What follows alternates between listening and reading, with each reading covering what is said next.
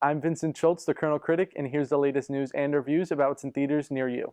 Now, in 2013, we had the release of Jobs starring Ashton Kutcher, which followed the life and death of Apple co-founder Steve Jobs.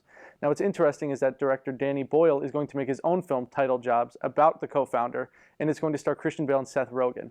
Now, this film doesn't have a release date because it's still in pre-production, but it's going to be very interesting to see the similarities and differences between the two. Over the weekend, we had the first trailer release for Fast and Furious 7 starring Vin Diesel and Paul Walker. Now, this is going to be the last film to feature Paul Walker's character because of his tragic death in November of 2013. Now, cast and crew assured audiences that his character is going to be written off in a way that's respectful to both the actor and the character.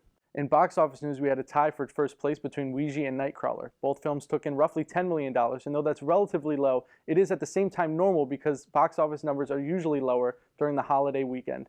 Speaking of Nightcrawler, the film is directed by Dan Gilroy and stars Jake Gyllenhaal in the story of a con man of sorts who enters the realm of crime journalism.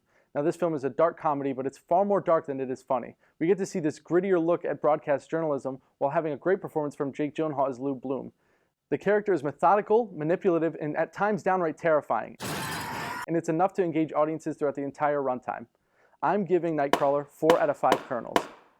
Now tune in next week for more movie news and a review for Interstellar starring Matthew McConaughey and Anne Hathaway. I'm Vincent Schultz, the Kernel Critic.